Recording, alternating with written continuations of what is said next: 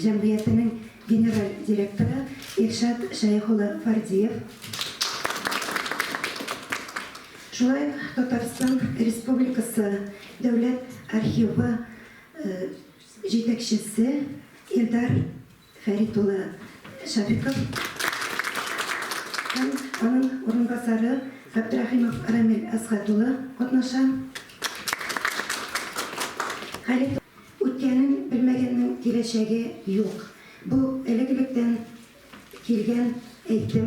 Hem biz bugünkü Kurkan şurada onun haklılığına doğan bir inandırırız. Hem bizim indi 2018 yıldan rayonumuzda Kişi Vatan proyekti start oldu. Biz onun bilen birinci katta hazırlangan ko'rgazmadan bugün tanıştık. Tarixni barlav, o endi elbette arxiv dokumentlarında vakitni kızganmayşa hem naşuşa kızıksınışan patriotlarımızın izleniyor neticesi.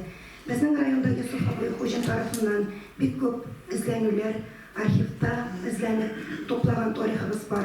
Şulay Kujaka olunan Raskat Abi Hayırtinov bir köp güne avullarımızın tarixini bildirdi. Hem bu iş bizden bugünkü günde de devamlı. Şulay Kişi Vatan proyekti de devamlı buluğu bilen zor ehemmiyetke ega.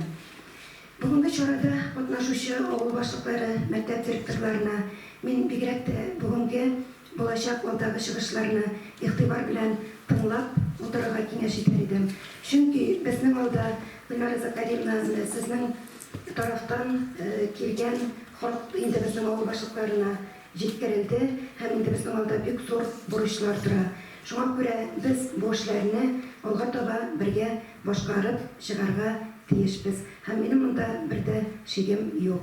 Hazır rayonumuzдағы arxiv işi boyunca tanıştırу için arxiv bölügi жетекшisi Галимжанова Ойгүл Радис kızına sözünü берем. Hürmetli Gülnara Zakariyevna, İrşad Şayıhoğlu, hürmetli kengешнеге katnaşучылар. 2017 yılda rayon hakimiyeti tarafından munisipal arxivga yangi bina topşırıldı. Çünkü eski binada dokumentlarını saklağı için şartlar doldurulmagan idi. Respublika yetekçiligi yardımı bilen büdjetten finanslar verilip, erligi bina kapital tüzüklendirildi. Arxiv için bölmeler tiyişli taleplerge doğru getirildi. Arxivning umumiy maydoni 205 kvadrat metr. Arxiv saklagıçlarının maydoni 124 kvadrat metr tashkil etadi. Barliq bölmelerde saf ham yong'in signalizatsiyasi bilan jihozlantirilgan. Munisipal arxivda barlig'i 35.508 saklanuv birimligi bor. Shular ishidan Tatariston Respublikasi davlat milkiyatiga kiritilgan 4578 dokument. 2020 yılda YEIS programmasına barliq fondlar, ofislar ham dokumentlarning isimlari kiritilib bitirildi. Yangi учрежденияларны, uyushmalarni, предприятияларны to'plov, shig'anoqlarni belgilov ham isimlikka kirituv bo'yicha doimiy ish olib boriladi. 2020 yılda 17 yangi uyushma qabul etildi. 2021 yılda 3 uyushma bilan kelishuv tuzildi. Bugungi kunda arxiv bo'ligining 63 uyushma komplektlov shig'anog'i bor. Dokumentlarni munisipal arxivga topshirib, saqlov, tartibga solib, ish plani negizida olib boriladi. Onun bo'yicha bizning burchlar yo'q. Yıl sayın учрежденияларның arxiv үшін javobli ham dokumentlar bilan ishlovchi zotlar bilan o'qutuv seminarlari o'tkazamiz. Yangi belgilangan kishilar bilan individual metodik konsultatsiyalar olib boramiz. Barliq arxivni to'plov shig'anoqlari bo'lgan uyushmalar o'z vaqtida dokumentlarni topshirib boradilar. Rayonning avul xo'jaligi предприятиялari bankrotga chiqqanda shaxsiy sostav dokumentlari arxivga to'liq ko'lamda qabul etildi. Şu işçilikning neticesi bulup 2020 yılda arxivga kirgan so'rovlarning 95% o'ng'ay javob berildi. Murojaatlar reglamentda qaralgan so'rovlarga o'tadi. Oqtanish munisipal rayon boshqarma komitetining arxiv bo'ligi yillik plan ko'rsatkichlari to'lisincha o'tab boradi. 2020 yılda doimiy saqlov dokumentlari bilan birlikda 2 shaxsiy fond qabul etildi. 1941-45 yıllardagi Buyuk Vatan so'g'ishida qatnashuvchilari İshakov Mahmud Mirhaydaroğlu'nun hem Ahmetov Baxti Ahmetoğlu'nun şahsi dokumentleri alındı.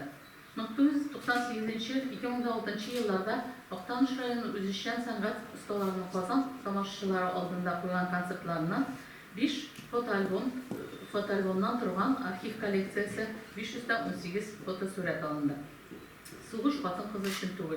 Aksiyası kısalarında Büyük Vatan Soğuşu veteranı Sadrettina Fevziye Nurullah kızından bir fotoalbom, şulay Büyük Vatan Soğuşu Vatan Kız veteranlarımızın 12 fotoportreti toplandı. 1988 yılda Oktanuş rayonunda Agara Sanagat Kompleksi meseleleri boyunca Ötken Respublika seminarına bağışlanan 44 fotosuretten turgan fotoalbom alındı. 2020 yılda arxiv bölümünden ciddi video dokument saklanıba biz aldık. Bunun ilgizi bulup 2017 yılda Respublika bölümünde ötken 2 grant yerdemi bilen amelge aşırıldı.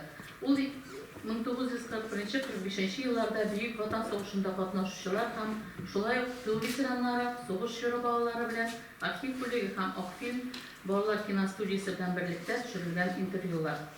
Bizning tecrübe Tataristan Respublikası'nın arxiv işi boyunca Devlet Komiteti tarafından onay belirlendi. Hem 2020 yılının sentyabrında Kazan şehirinde Federal Arxiv Agentliği karşısında arxiv işi boyunca Sovet işinde təqdim edildi. Rayonda tarihçilerinin tüzülüge 100 yıllığı onayından ötken bütün şuralarına 100% çoğaldırılan arxiv koleksiyası işlendi. 2020 yılda Municipal Arxiv Fonduna 4 ayrıca kıymetli dokumentlar açıklandı hem isimlikle kırıldı. Rusya Federasyası Arxiv Fondu hem başka arxiv dokumentlarının saklanışını temin etme proyektlerinde yardım ediyor. Nominasyasında hem Rusya Federasyası Arxiv Fondu hem başka arxiv dokumentlarını popülerleştiriyor hem kullanma proyektlerinde yardım ediyor. Nominasyasında 2020 yılda Municipal Arxiv Respublika 2 nominasiya boyunca grant üyesi buldu. Bizim arxivga 906 minlik cihaz koydu. Planetarный skaner, proyektor, ekran, notebook hem ko'rgazma uchun vitrina. Tatariston Respublikasi arxiv ishi bo'yicha Davlat komitetining ham shaxsan sizga Gulnora Zakariyevna haligi konkurslarda qatnashish mumkinligi bergan ham shuning bilan munisipal arxivlarning moddiy texnik bazasini nig'itgani uchun zo'r rahmat aytasi keladi. Yıl davamında arxiv bölümünde grafik negizinde rayon o'quvchilari bilan ekskursiyalar uyushtiriladi. Şulay yaş arxivchi maktabi dersleri devam edi. Arxiv bölümünde doimiy ravishda Oqtanish tarixi bilan qiziquvchilar tekshiruvchilar ishlaydi. 2020 yılda 5 kishi doimiy kelib arxiv dokumentlarini terantin o'rgandilar. Arxiv bölügi massa ko'lam choralari bilan planda ish olib boradi. O'tgan yilni Yerli televideniyada arxiv ham bölügi ham Akfilm Bağlar Kino Studiyasining o'rtaq ishi turida video syujet chiqdi. Yoshlik plus yosho'smirlar uchun bo'lgan programmada Buyuk Vatan So'g'ushi veteranlari turida syujetlar ko'rsatildi. Shulay Oqtanish tomlari gazetasida bo'lik ishi turida da maqolalar doimiy bostirilib turadi. 2020 yılının iyulunda rayonning zo'r maktablarining ham o'zak kitobxonasida Tatariston Respublikasi Davlat arxivi direktori Eldar Shafikov qatnashida Tatariston borasida front uchun borasida jengib uchun kitoblarni topshirish tantanasi o'tdi. Bu kitoblarni olgandan so'ng bizning rayon tarix o'qituvchilari mag'arib uchrashuvlarda haligi kitob bilan ishlash maqsadida metodik qo'llanma uchun taqdimlar tayyorladilar. Oqtanish rayoni boshqarma komitetining arxiv bo'ligi bek yoshgina arxivga keluvchilar uchun ko'rgazmalar, shulay rayon ko'lamida o'tkazilib turgan choralar vaqtida ko'chma ko'rgazmalar uyushtiradi. 2020 yılda 11 ko'rgazma, 6 arxivda 4 ko'chma ko'rgazma o'tkazildi. 2020 yılının 17 sentyabrında bizning rayonda tarixda bizni shajaralar konkursi zona etabi bo'lib o'tdi. Bizning komanda konkursning finaliga o'tdi. 2020 yılda birinchi etapda Tatariston Respublikasining eng yaxshi arxivisti hunariy ustalik respublika konkursi o'tdi. Oqtanish rayon arxiv bo'limi yetakchisi 3-o'rinni yo'lladi. 2021 yıl Tuğan Tiller hem Xalqlar Birdamligi yılı deb e'lon etildi. Şu o'ngaydan biz yıl başından 2 yangi proyekt boshlab jiberdik. Birinchisi o'zak kitobxonalar bilan birlikda Oqtanish rayonida tug'an o'zimizning yurtdosh yozuvchilarimiz bilan uchrashuv kechalari o'tkaruv ham ulardan tantanali ravishda arxivga shaxsiy dokumentlarni qabul etdi. 25 yanvar kuni birinchi kecha o'tkazildi. Bizning jurnalist, bu kitoblar avtori Rossiya ham Tatariston Jurnalistlar Soyuzi a'zosi yurtdoshimiz Alfiya Samatning shaxsiy dokumentlari arxivga saqlanib olindi. İkinci proyektimiz arxiv volontyorlari deb ataladi. Bizning arxivda bek ko'p hujjatsiz ilgili fotosuratlar bor.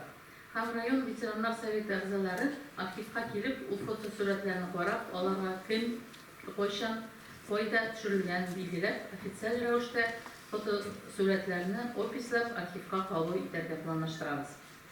Чыгышымның азагында шуны ассызыклап әйтәсе килә. Тормыш агымы шул хәтле тиз бара һәм архивлар да бүгенге көндә тыныч кына эшләп утыра алмый. Заман таләпләренә туры килеп, яңа креатив алымнарны кулланып, яшь буынга якынайып, аларның мәнфәгатьләрен үтәргә тиеш. Үз тарихын белмәгән халыкның киләчәге юк диләр. Әлеге бөек сүзләр бүгенге көндә бик актуаль. Чөнки моның өчен һәр бала үз гаиләсенең, туган җиренең тарихын белергә, шуның аша халыкка якынайырга тиеш. Шәҗәрәне өйрәнү, нәсел ыру традицияләрен, гореф-гадәтләрен, йолаларын, әдәп-әхлак, шөгыль-кәсепләрен белү һәм дәвам иттерү өчен кирәк бу. Шулай булганда гына яшь кеше милләт җанлы, үз халкының улы булып җитлегә ала. Анда милли ан ышанычлы формалаша. Һәм әйтергә кирәк, архивлар бу эштә бик зур әһәмиятле социаль роль уйный. Игътибарыгыз өчен